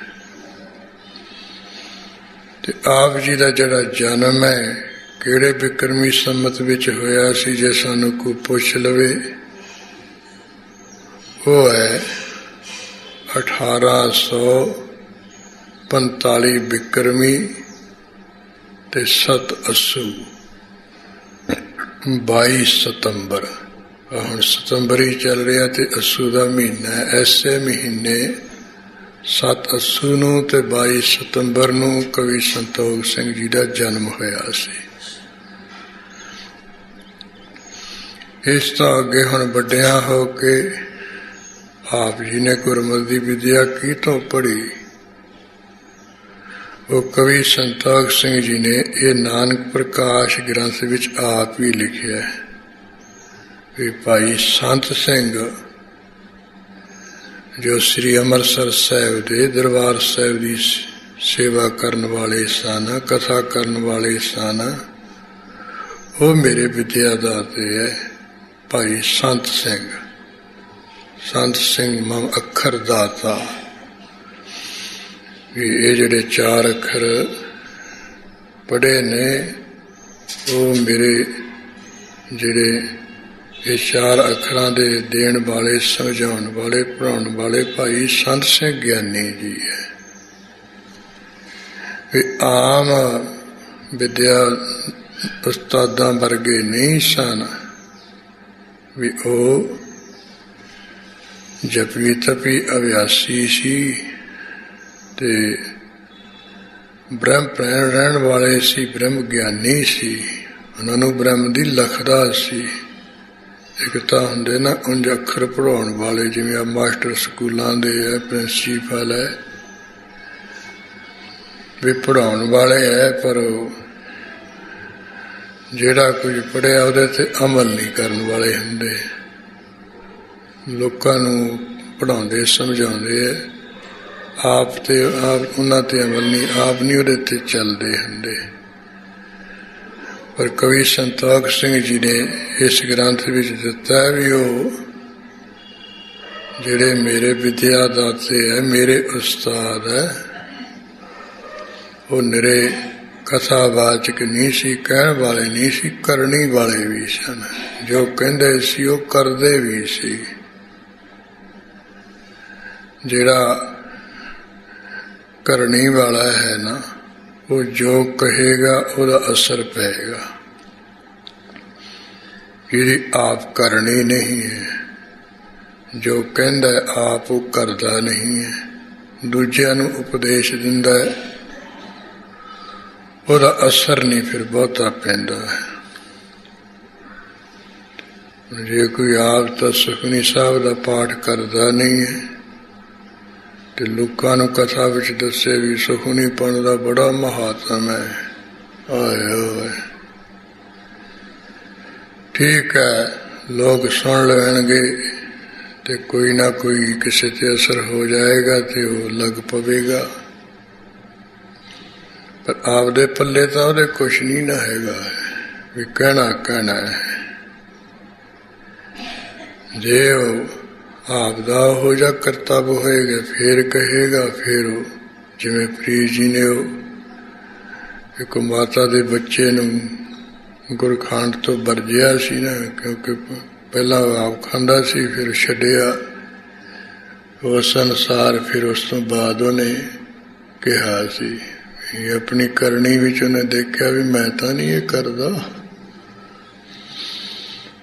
ਉਹ ਛੱਡਾ ਕੇ ਫਿਰ ਲਫ਼ਜ਼ ਕਹੇ ਤੇ ਝੱਟ ਉਹਦਾ ਅਸਰ ਹੋ ਗਿਆ। ਇਸੇ ਕਰਕੇ ਗੁਰਬਾਣੀ ਵਿੱਚ ਕਿਹਾ, ਪਹਿਲੋਂ ਦੇ ਜੜ ਅੰਦਰ ਜੰਮੈ ਤਾਂ ਉੱਪਰ ਹੋਵੇ ਛਾਉ। ਵੀ ਜਿਵੇਂ ਦਰਖਤ ਦੀ ਜਿਹੜੀ ਜੜ ਹੈ ਧਰਤੀ ਵਿੱਚ ਪਹਿਲਾਂ ਪੂਰੀ ਜੰਮੀ ਹੋਵੇ, ਜੜ ਐਨ ਪੂਰੀ ਲੱਗੀ ਹੋਏ, ਫਿਰ ਦਰਖਤ ਦੀ ਉੱਪਰ ਕਹਿੰਦੇ ਗੂੜੀ ਸੰਘਣੀ ਛਾਂ ਹੁੰਦੀ ਹੈ। ਇਸੇ ਤਰ੍ਹਾਂ ਜਿਹੜਾ ਕੋਈ ਕਥਾਵਾਚਕ ਹੈ, ਪੜ੍ਹਨ ਪੜ੍ਹਾਉਣ ਵਾਲਾ, ਉਹਦੀ ਜਿਹੜੀ ਸ਼ਰਧਾ ਰੂਪੀ ਜੜ ਹੈ ਨਾ, ਉਹ ਜਿਹਦੇ ਸੰਬੰਧ ਵਿੱਚ ਕਹਿ ਉਹਦੇ ਵਿੱਚ ਪੂਰੀ ਲੱਗੀ ਹੋਵੇ, ਉਹਦੇ ਵਿੱਚ ਪੂਰੀ ਸ਼ਰਧਾ ਹੋਵੇ ਉਹਦੀ, ਯਾਨੀ ਉਹ ਜੋ ਕਹਿੰਦਾ ਉਹਦੇ ਤੇ ਉਹਦਾ ਪੂਰਾ ਅਮਲ ਹੋਵੇ, ਫਿਰ ਕਹਿੰਦੇ ਉਹਦੀ ਛਾਂ ਹੁੰਦੀ ਹੈ, ਉਹਦੇ ਕਹਿਣ ਦਾ ਲੋਕਾਂ ਤੇ ਪ੍ਰਭਾਵ ਪੈਂਦਾ ਹੈ। ਜਿਵੇਂ ਆ ਸਾਧੂ ਸੰਤ ਹੈ, ਜਦੋਂ ਸੰਗਤ ਵਿੱਚ ਬੈਠ ਕੇ ਕੋਈ ਗੁਰਬਾਣੀ ਦੁਆਰਾ ਵਿਚਾਰਾਂ ਰੱਖਦੇ ਨੇ, ਸੁਣਾਉਂਦੇ ਨੇ, ਲੋਕਾਂ ਤੇ ਅਸਰ ਹੁੰਦਾ ਮਨਾਂ ਤੇ। ਦੇਖ ਲਓ ਮਹਾਤਮਾ ਦੇ ਕਹਿਣ ਕਰਕੇ ਤਾਂ ਸਾਰੇ ਅਮਰ ਸ਼ਮਲ ਛੱਡ ਜਾਂਦੇ, ਸਾਰੀਆਂ ਖਸਲਤਾਂ ਭੈੜੀਆਂ ਬਾਦੀਆਂ ਛੱਡ ਜਾਂਦੇ। ਮਾਂ ਪਿਓ ਸਾਰੀ ਉਮਰ ਉਹ ਬੱਚੇ ਨੂੰ ਕਈ ਜਾਣੋ ਨਹੀਂ ਛੱਡਦੇ, ਕਿਉਂਕਿ ਮਾਂ ਪਿਓ ਦੀ ਉਹੋ ਜਿਹੀ ਕਰਨੀ ਨਹੀਂ ਨਾ। ਉਹ ਕਹਿਣਗੇ ਤੂੰ ਨਹੀਂ ਸੀ ਵਿਲਾ ਕਰਦਾ, ਤੂੰ ਵੀ ਐਂ ਕਰਦਾ ਸੀ, ਅੱਜ ਸਾਨੂੰ ਮੱਤਾਂ ਦਿੰਦਾ। ਇਸ ਕਰਕੇ ਜਿਹੜੇ ਕੋਈ ਉਹ ਕਰਨੀ ਵਾਲੇ ਹੁੰਦੇ, ਉਹਨਾਂ ਦਾ ਫਿਰ ਅਸਰ ਪੈਂਦਾ। ਤੇ ਉਹ ਤਾਂ ਹੁਣ ਕਰਨੀ ਵਾਲਾ ਭਾਈ ਸੰਤ ਸਿੰਘ ਜੀ, ਉਹਨਾਂ ਦੀ ਆ ਜਿਹੜਾ ਉਹਨਾਂ ਤੋਂ ਪੜ੍ਹਿਆ ਜਿਹੜਾ ਵਿਦਿਆਰਥੀ ਸੰਤੋਖ ਸਿੰਘ ਹੈ, ਉਹਦੀ ਤੁਸੀਂ ਆ ਜਿਹੜੀ ਰਚਨਾ ਦੇਖ ਲਓ ਵੀ ਕਿੰਨੀ ਸ਼ਰਧਾ ਭਾਵਨਾ ਵਾਲੀ ਹੈ, ਕਿੰਨੀ ਉਹਦੇ 10 ਜਾਮਿਆਂ ਤੇ ਸ਼ਰਧਾ ਹੈ। ਇਹ ਉਹਨਾਂ ਦੇ ਪੁਸਤਕ ਤੋਂ ਜਦੋਂ ਸ਼ੁਰੂ ਕਰਨਗੇ, ਮੰਗਲ ਕਰਨਗੇ, ਉੱਥੋਂ ਹੀ ਸਪਸ਼ਟ ਹੋਊਗਾ। ਇਹ ਜਾਣੀ ਸੰਤ ਸਿੰਘ ਭਾਈ ਜੋ ਸ੍ਰੀ ਅੰਮ੍ਰਿਤਸਰ ਨਿਵਾਸੀ ਸਨ ਤੇ ਇੱਥੇ ਦੇ ਕਥਾਵਾਚਕ ਸਨ ਦਰਬਾਰ ਸਾਹਿਬ ਦੇ, ਵੀ ਉਹ ਮੇਰੇ ਵਿਦਿਆ ਦਾਤੇ। ਇਹ ਤੋਂ ਬਗੈਰ ਕਵੀ ਸੰਤੋਖ ਸਿੰਘ ਜੀ ਨੇ ਜਿਹੜਾ ਸਨਾਤਨ ਮਤ ਦਾ ਇਤਿਹਾਸ ਹੈ, ਪੁਰਾਣ ਹੈ, ਸ਼ਾਸਤਰ ਹੈ, ਸਿਮਰਤੀਆਂ, ਉਪਨਿਸ਼ਦਾਂ ਹੈ, ਇਸ ਸੰਸਕ੍ਰਿਤ ਵਿੱਚ ਸਾਨੂੰ ਇਹਦਾ ਵੀ ਗਿਆਨ ਹਾਸਲ ਕਰ ਲਿਆ ਜਾਏ। ਫਿਰ ਇਹ ਗਿਆਨ ਹਾਸਲ ਕਰਨ ਵਾਸਤੇ ਆਪ ਜੀ ਨੇ ਕੁਝ ਸਮਾਂ ਕਾਸ਼ੀ ਵੀ ਜਾ ਕੇ ਲਾਇਆ ਸੀ। ਉੱਥੇ ਵੇਦ ਪੜ੍ਹੇ, ਸ਼ਾਸਤਰ ਸਿਮਰਤੀਆਂ ਪੜ੍ਹੇ, ਪੁਰਾਣ ਪੜ੍ਹੇ। ਹੁਣ ਜਿਹੜਾ ਕੋਈ ਧਾਰਮਿਕ ਪੁਸਤਕਾਂ ਵਿੱਚ ਲਿਖਿਆ ਉਹਦਾ ਮਨ ਤੇ ਅਸਰ ਹੋ ਜਾਂਦਾ ਹੈ। ਫਿਰ ਜਿੱਥੇ ਉਹ ਰਹਿੰਦਾ ਹੈ ਉਸ ਨਗਰ ਵਿੱਚ ਵੀ ਜਿਹੋ ਜਿਹੇ ਲੋਕ ਰਹਿੰਦੇ ਹੁਣ ਉਹਦਾ ਵੀ ਅਸਰ ਹੁੰਦਾ ਹੈ। ਜਿਸ ਕਰਕੇ ਕਵੀ ਸੰਤੋਖ ਸਿੰਘ ਜੀ ਦੀ ਇਹ ਜਿਹੜੀ ਇਤਿਹਾਸ ਦੀ ਕਥਾ ਹੈ, ਜਦੋਂ ਅਸੀਂ ਪੜ੍ਹਦੇ ਹਾਂ ਉਹਦੇ ਵਿੱਚੋਂ ਸਾਰਾ ਕੁਝ ਜਿੱਥੇ ਉਹ ਰਹਿੰਦੇ ਸੀ ਉਹਨਾਂ ਦਾ ਅਸਰ ਸਪਸ਼ਟ ਹੁੰਦਾ ਹੈ। ਕੈਂਥਲ ਵਿੱਚ ਆਪ ਜੀ ਜ਼ਿਆਦਾ ਰਹੇ ਹੈ। ਕੈਂਥਲ ਵਿੱਚ ਬ੍ਰਾਹਮਣਾਂ ਦੇ ਘਰ ਜ਼ਿਆਦਾ ਸਨ। ਜਦੋਂ ਕਵੀ ਜੀ ਰਹੇ ਉਸ ਵੇਲੇ ਕਰੀਬਨ 200 ਬ੍ਰਾਹਮਣਾਂ ਦੇ ਘਰ ਸੀ ਉੱਥੇ। ਤੇ ਕਵੀ ਜਿਸ ਰਾਜੇ ਉਦੈ ਸਿੰਘ ਕੋਲ ਰਹੇ ਕੈਂਥਲ ਵਿੱਚ, ਉਹਦੇ ਕੋਲ ਵੀ ਜ਼ਿਆਦਾ ਵਿਦਵਾਨ ਬ੍ਰਾਹਮਣ ਲੋਕ ਸਨ। ਜਿਸ ਕਰਕੇ ਫਿਰ ਉਹਨਾਂ ਦੀ ਜਿਹੜੀ ਇਹ ਕਥਨੀ ਉਹਦੇ ਵਿੱਚ ਜਿਹੜਾ ਪ੍ਰਭਾਵ ਹੈ ਥੋੜ੍ਹਾ ਜਿਹਾ ਸਨਾਤਨ ਮਤ ਦਾ ਵੀ ਦਿਸਦਾ ਹੈ। ਤੇ ਬਾਕੀ ਜਿਹੜੀ ਕਥਾ ਹੈ ਉਹਦੇ ਵਿੱਚ ਇਹ ਵੀ ਸਪਸ਼ਟ ਹੁੰਦਾ ਵੀ ਉਹ ਪ੍ਰਭਾਵਿਤ ਜ਼ਰੂਰ ਸਨ, ਪਰ ਹੈ ਸੀ ਉਹ ਗੁਰਮਤਿ ਦੇ ਧਾਰਨੀ ਸਿੰਘ ਅੰਮ੍ਰਿਤਧਾਰੀ। ਸ਼ਰਧਾ ਉਹਨਾਂ ਦੀ ਦਸਾਂ ਸਤਿਗੁਰਾਂ ਤੇ ਸੀ, ਸ੍ਰੀ ਗੁਰੂ ਗ੍ਰੰਥ ਸਾਹਿਬ ਜੀ ਦੇ ਸੀ। ਪ੍ਰਭਾਵ ਜ਼ਰੂਰ ਉਹਨਾਂ ਨੇ ਆਪਣੇ ਇਰਦ ਗਿਰਦ ਦੇ ਬਾਜੂ ਮੰਡਲ ਦਾ ਕਪੂਲਿਆ ਹੈ, ਪਰ ਇਹ ਨਹੀਂ ਕਹਾਂਗੇ ਵੀ ਸਾਰਾ ਕੁਝ ਉਹਨਾਂ ਵਾਲਾ ਹੀ ਸੀ ਉਹਨਾਂ ਦਾ। ਇਸ ਤਰ੍ਹਾਂ ਕਵੀ ਸੰਤੋਖ ਸਿੰਘ ਜੀ ਦੇ ਸੰਬੰਧ ਵਿੱਚ ਵੀ ਉਹ ਕਿੱਥੋਂ ਦੇ ਸਨ, ਉਹਨਾਂ ਦੇ ਪਿਤਾ ਮਾਤਾ ਦਾ ਨਾਮ ਕੀ ਸੀ, ਉਹਨਾਂ ਦੀ ਪਤਨੀ ਦਾ, ਕਿੰਨੇ ਉਹਨਾਂ ਦੇ ਪੁੱਤਰ ਤੇ ਪੁੱਤਰੀਆਂ ਸਨ, ਇਹ ਆਪਾਂ ਥੋੜ੍ਹੇ ਰੂਪ ਵਿੱਚ ਵਿਚਾਰ ਕਰ ਲਈਏ। ਕਿੱਥੋਂ ਪੜ੍ਹੇ, ਉਹ ਉਸਤਾਦ ਦਾ, ਵਿਦਿਆਦਾਤੇ ਦਾ ਨਾਮ ਦੇ ਸੰਬੰਧ ਵਿੱਚ ਵੀ ਥੋੜ੍ਹੀ ਬਹੁਤੀ ਵਿਚਾਰ ਕਰ ਲਈਏ। ਬਾਕੀ ਅਨਮਤਾਂ ਦੇ ਜਿਹੜੇ ਪੁਸਤਕ ਹੈ ਕਾਂਸ਼ੀ ਵੀ ਜਾ ਕੇ ਉਹਨਾਂ ਪੜ੍ਹੇ, ਇਹ ਵੀ ਆਪਾਂ ਥੋੜ੍ਹਾ ਬਹੁਤਾ ਇਹ ਸਮਝ ਪ੍ਰਾਪਤ ਕਰ ਲਈ ਹੈ। ਇਹ ਜਿਹੜਾ ਗ੍ਰੰਥ ਹੈ ਜਿਸ ਦਾ ਨਾਮ ਨਾਨਕ ਪ੍ਰਕਾਸ਼ ਹੈ, ਵੀ ਇਹ ਕਿੱਥੇ ਲਿਖਿਆ ਸੀ ਤੇ ਕਿਹੜੇ ਬਿਕਰਮੀ ਸੰਮਤ ਵਿੱਚ ਲਿਖਿਆ ਸੀ। ਜੇ ਸਾਨੂੰ ਕੋਈ ਪੁੱਛ ਲਏ ਵੀ ਤੁਸੀਂ ਕਥਾ ਤਾਂ ਸੁਣਦੇ ਕਿਹੜੇ ਸੰਮਤ ਵਿੱਚ ਲਿਖਿਆ ਗਿਆ ਸੀ, ਜੇ ਤਾਂ ਅਸੀਂ ਕਥਾ ਵਿੱਚ ਸੁਣਿਆ ਹੋਊਗਾ ਝੱਟ ਦੱਸ ਦਿਆਂਗੇ ਵੀ ਇਹ ਜੋ ਭਾਈ ਦੇਵਾ ਸਿੰਘ ਇਹਨਾਂ ਦੇ ਪਿਤਾ ਦਾ ਨਾਂ, ਜਿੱਥੇ ਉਹ ਬੂੜੀਏ ਨਗਰ ਵਿੱਚ ਰਹਿੰਦੇ ਸਨ, ਉੱਥੇ ਹੀ ਇਹ ਗ੍ਰੰਥ ਲਿਖਿਆ ਗਿਆ ਹੈ। ਭਾਵੇਂ ਕਵੀ ਜੀ ਨੇ ਇਸ ਗ੍ਰੰਥ ਦੀ ਪ੍ਰਾਰੰਭਤਾ ਦਾ ਸੰਮਤ ਤਾਂ ਨਹੀਂ ਲਿਖਿਆ ਹੈ, ਪਰ ਸਮਾਪਤੀ ਦਾ ਸੰਮਤ ਲਿਖਿਆ ਹੈ। 1880 ਬਿਕਰਮੀ ਸੰਮਤ ਸੀ ਜਦੋਂ ਮੈਂ ਇਹ ਜਬਦਾਂ ਦੇ ਕਿਨਾਰੇ ਜਿਹੜਾ ਬੂੜੀਆ ਨਾਮ ਦਾ ਨਗਰ ਹੈ ਉੱਥੇ ਬੈਠ ਕੇ ਮੈਂ ਨਾਨਕ ਪ੍ਰਕਾਸ਼ ਜਿਹੜਾ ਪੁਸਤਕ ਹੈ ਇਹਨੂੰ ਪੂਰਾ ਕੀਤਾ। ਤੇ ਕੱਤਕ ਦੀ ਪੂਰਨਮਾਸੀ ਦਾ ਦਿਨ ਸੀ, ਯਾਨੀ ਗੁਰੂ ਨਾਨਕ ਸਾਹਿਬ ਜੀ ਦਾ ਗੁਰਪੁਰਬ ਸੀ। ਤੇ ਬਿਕਰਮੀ ਸੰਮਤ ਸੀ 1880। ਇਸ ਤਰ੍ਹਾਂ ਇਹ ਕਿੰਨੇ ਕੁ ਸਮੇਂ ਵਿੱਚ ਗ੍ਰੰਥ ਰਚਿਆ ਗਿਆ। ਇਸ ਤੋਂ ਪਹਿਲਾਂ ਆਪ ਜੀ ਨੇ ਇੱਕ ਅਮਰਕੋਸ਼ ਨਾਮ ਦਾ ਪੁਸਤਕ ਰਚਿਆ ਸੀ, ਉਹ 78 ਵਿੱਚ ਸਮਾਪਤ ਹੋਇਆ ਸੀ। ਜਿਸ ਕਰਕੇ ਜਾਣੀ ਉਹ ਤੋਂ ਅੰਦਾਜ਼ਾ ਲੱਗਦਾ ਵੀ ਕਰੀਬਨ 1.5 ਸਾਲ ਵਿੱਚ ਇਹ ਕਵੀ ਸੰਤੋਖ ਸਿੰਘ ਜੀ ਨੇ ਨਾਨਕ ਪ੍ਰਕਾਸ਼ ਪੁਸਤਕ ਲਿਖ ਕੇ ਪੂਰਾ ਕੀਤਾ। ਇਹ ਅੰਦਾਜ਼ੇ ਨਾਲ ਹੈ ਵੀ 1.5 ਸਾਲ ਦੇ ਵਿੱਚ ਜਿਹੜਾ ਨਾਨਕ ਪ੍ਰਕਾਸ਼ ਗ੍ਰੰਥ ਜਿਹਦਾ ਅੱਜ ਅਸੀਂ ਇਹ ਪ੍ਰਾਰੰਭ ਕਰ ਰਹੇ ਹਾਂ, ਇੰਨੇ ਕੁ ਸਮੇਂ ਵਿੱਚ ਲਿਖ ਕੇ ਪੂਰਾ ਹੋਇਆ ਹੈ। ਸੋ ਇਸ ਤਰ੍ਹਾਂ ਇਹ ਪੁਸਤਕ ਸੰਬੰਧੀ ਬਾਵਕੀਤ। ਹੁਣ ਇਸ ਤੋਂ ਅੱਗੇ ਕਵੀ ਜੀ ਨੇ ਆਪਣੇ ਕਰ ਕਵਨਾਂ ਨਾਲ ਹੀ ਜੋ ਅੱਖਰ ਲਿਖੇ ਹੈ ਉਹ ਹੈ ਇੱਕ ਓੰਕਾਰ ਸਤਿਗੁਰ ਪ੍ਰਸਾਦ। ਇੱਕੋ ਇੱਕ ਜਿਹੜਾ ਅਦਵੈਤ ਰੂਪ, ਉਹ ਮੰਗਲ ਸਰੂਪ, ਸਰਬ ਕਾ ਰਖ, ਸਰਬ ਕਾ ਅੰਗੀਕਾਰ ਕਰਨ ਵਾਲਾ ਉਹ ਸਤਿਗੁਰੂ ਹੈ। ਉਹ ਸਤਿਗੁਰੂ ਦੁਆਰਾ ਦੀ ਪ੍ਰਸਾਦ ਦੁਆਰਾ ਉਹਦੀ ਇੱਕ ਓੰਕਾਰ ਦੀ, ਮੰਗਲ ਸਰੂਪ ਦੀ, ਸਰਬ ਰਖ ਦੀ, ਇੱਕ ਅਦਵੈਤ ਰੂਪ ਦੀ ਪ੍ਰਾਪਤੀ ਹੁੰਦੀ ਹੈ। ਇਸ ਤਰ੍ਹਾਂ ਇਹ ਸਤਿਗੁਰਾਂ ਨੇ ਜੋ ਬਾਣੀ ਵਿੱਚ ਮੰਗਲ ਕੀਤਾ ਹੈ ਉਹਨੂੰ ਪਹਿਲਾਂ ਲਿਖਤੀ ਰੂਪ ਵਿੱਚ ਦਿੱਤਾ ਹੈ।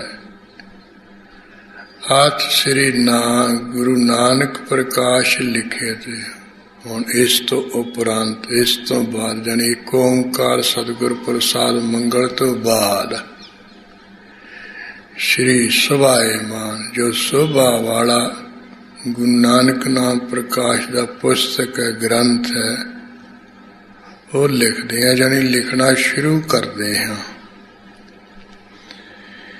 ਇਹ ਗ੍ਰੰਥ ਦੇ ਵਿੱਚ ਜਿਹੜੇ ਸਤਿਗੁਰਾਂ ਦੇ ਨਾਮ ਲੈ ਲੈ ਕੇ ਮਹਿਮਾ ਦੇ ਮੰਗਲ ਕੀਤੇ ਹੈ, ਉਹਨਾਂ ਦਾ ਨਾਮ ਆਪ ਜੀ ਨੇ ਮੰਗਲਾਚਰਨ ਰੱਖਿਆ ਹੈ। ਤੇ ਇਹ ਗ੍ਰੰਥ ਦਾ ਜਿਹੜਾ ਪਹਿਲਾ ਅਧਿਆਇ, ਸਭ ਤੋਂ ਪਹਿਲਾ ਹਿੱਸਾ ਹੈ, ਅਧਿਆਇ ਕਹੋ, ਪਹਿਲਾ ਹਿੱਸਾ ਕਹੋ, ਪਹਿਲਾ ਭਾਗ ਕਹੋ। ਸੰਸਕ੍ਰਿਤ ਵਿੱਚ ਅਧਿਆਇ ਕਹਿ ਦਿੰਦੇ ਹੈ, ਅਸੀਂ ਕਹਿ ਦਿੰਦੇ ਹਾਂ ਵੀ ਸਭ ਤੋਂ ਪਹਿਲੇ ਭਾਗ ਵਿੱਚ, ਪਹਿਲੇ ਹਿੱਸੇ ਵਿੱਚ ਕੀ ਲਿਖਿਆ ਹੈ, ਭਾਵ ਜਿੱਥੋਂ ਪੁਸਤਕ ਸ਼ੁਰੂ ਹੋਈ ਉੱਥੇ ਕੀ ਹੈ। ਤਾਂ ਕਵੀ ਜੀ ਨੇ ਕਹਿ ਦਿੱਤਾ ਵੀ ਪਹਿਲੇ ਹਿੱਸੇ ਵਿੱਚ ਨਾਮ ਦੀ ਮਹਿਮਾ, ਇਸੇ ਤਰ੍ਹਾਂ ਜਿਨ੍ਹਾਂ ਸਤਿਗੁਰਾਂ ਦੀ ਮਹਿਮਾ ਦੇ ਮੰਗਲ ਕੀਤੇ ਉਹ ਪਹਿਲੇ ਹਿੱਸੇ ਵਿੱਚ ਹੈ, ਪਹਿਲੇ ਭਾਗ ਵਿੱਚ ਹੈ। ਇਸ ਕਰਕੇ ਇਹ ਨਾਨਕ ਪ੍ਰਕਾਸ਼ ਦਾ ਜਿਹੜਾ ਸਭ ਤੋਂ ਪਹਿਲਾ ਹਿੱਸਾ, ਪਹਿਲਾ ਅਧਿਆਇ ਇੱਥੋਂ ਹੁਣ ਸ਼ੁਰੂ ਹੋ ਰਿਹਾ ਹੈ। ਸ਼ੁਰੂ ਵਿੱਚ ਆਪਣੇ ਇਸ਼ਟ ਦੀ ਮਰਜ਼ਾਦਾ ਦਾ ਮੂਲ ਮੰਗਲ, ਆਪਣੇ ਜਿਹੜੇ ਇਸ਼ਟ ਸਤਿਗੁਰੂ ਹੈ ਉਹਨਾਂ ਨੇ ਜਿਵੇਂ ਉਹਨਾਂ ਦੀ ਮਰਜ਼ਾਦਾ ਹੈ, ਜਿਵੇਂ ਉਹਨਾਂ ਨੇ ਮਰਜ਼ਾਦਾ ਅਨੁਸਾਰ ਮੰਗਲ ਕੀਤਾ ਨਾ ਗੁਰੂ ਨਾਨਕ ਸਾਹਿਬ ਜੀ ਨੇ ਤਥਾ ਗੁਰੂ ਗੋਬਿੰਦ ਸਿੰਘ ਸਾਹਿਬ ਮਹਾਰਾਜ ਜੀ ਨੇ, ਉਹ ਸਭ ਤੋਂ ਜਿਹੜਾ ਮੁੱਢਲਾ ਮੰਗਲ, ਪਹਿਲਾ ਮੰਗਲ, ਉਹ ਕਵੀ ਜੀ ਆਪਣਾ ਇਸ਼ਟ ਦੇਵ ਜੀ ਦਾ ਮੰਗਲ ਕਰ ਰਹੇ ਹੈ। ਉਹ ਕਾਵ ਰਚਨਾ ਛੰਦਾਬੰਦੀ ਵਿੱਚ ਉਹ ਜਿਵੇਂ ਕਰ ਰਹੇ ਆਪਾਂ ਸੁਣੀਏ ਧਿਆਨ ਨਾਲ। ਏਕ ਓੰਕਾਰਾ ਸਤਿਗੁਰੂ। ਕਵੀ ਸੰਤੋਖ ਸਿੰਘ ਜੀ ਕਹਿੰਦੇ ਹੈ ਸਰੋਤਾ ਜਨੋ, ਜਿਹੜਾ ਇੱਕ ਓਂਕਾਰ ਸਰੂਪ ਹੈ, ਉਹੀ ਇੱਕ ਓਂਕਾਰ ਹੈ, ਜਿਹੜਾ ਹੈ ਨਾ ਸਰੂਪ, ਉਹੀ ਸਤਿਗੁਰੂ ਹੈ। ਤੇ ਉਹ ਜਿਹੜਾ ਇੱਕ ਓਂਕਾਰ ਸਤਿਗੁਰ ਪ੍ਰਸਾਦ ਹੈ, ਉਹ ਸਤਿਗੁਰੂ ਰੂਪ ਹੈ। ਤੇਹ ਪ੍ਰਸਾਦ ਸੱਚ ਹੋਇ। ਉਹ ਜਿਹੜਾ ਇੱਕ ਓਂਕਾਰ ਸਰੂਪ ਉਹ ਸਤਿਗੁਰੂ ਹੈ। ਉਹ ਸਤਿਗੁਰੂ ਦੀ ਪ੍ਰਸਾਦ ਕੀਏ ਕਿਰਪਾ ਦੁਆਰਾ ਦੁੱਧੇ ਵਿੱਚੋਂ ਸਿਹਾਰੀ ਆ ਜਾਏਗੀ, ਦੁੱਧੇ ਵਿੱਚੋਂ ਕਰਕੇ ਲਫ਼ਜ਼ ਆ ਜਾਏਗਾ। ਕਰਕੇ ਕਹਿ ਦਿਓ ਜਾਂ ਦੁਆਰਾ ਕਹਿ ਦਿਓ। ਉਸ ਸਤਿਗੁਰੂ ਦੀ ਕਿਰਪਾ ਦੁਆਰਾ ਜਿਹੜਾ ਸੱਚ ਹੈ, ਆਦਿ ਸੱਚ ਜੁਗਾਦ ਸੱਚ ਹੈ, ਭੀ ਸੱਚ ਨਾਨਕ ਹੋਸੀ ਭੀ ਸੱਚ। ਉਹ ਸੱਚ ਆਦਿ ਜੁਗਾਦ ਕਿਹੜਾ ਅਕਾਲ ਪੁਰਖ ਹੈ, ਇਸ ਕਰਕੇ ਸੱਚ ਦਾ ਅਰਥ ਹੈ ਅਕਾਲ ਪੁਰਖ। ਜੋ ਸਤਿਗੁਰੂ ਦੀ ਕਿਰਪਾ ਦੁਆਰਾ ਅਕਾਲ ਪੁਰਖ ਦੀ ਪ੍ਰਾਪਤੀ ਹੁੰਦੀ ਹੈ। ਜਿਵੇਂ ਉਹ ਸੰਸਕ੍ਰਿਤ ਵਿੱਚ ਸਤ ਕਿਹਾ ਹੈ, ਸਤ ਦਾ ਜਿਹੜਾ ਲਫ਼ਜ਼ ਹੈ ਹਰ ਇੱਕ ਨਾਲ ਨਹੀਂ ਜੁੜ ਸਕਦਾ, ਹਰ ਇੱਕ ਨੂੰ ਨਹੀਂ ਅਸੀਂ ਸਤ ਕਹਿ ਸਕਦੇ। ਇੱਕੋ ਇੱਕ ਜਿਹੜਾ ਅਕਾਲ ਪੁਰਖ ਹੈ ਉਹਦੇ ਲਈ ਇਹ ਜਿਹੜਾ ਲਫ਼ਜ਼ ਹੈ ਸਤ ਠੀਕ ਹੈ, ਢੁਕਵਾਂ ਹੈ, ਯਥਾਰਥ ਹੈ।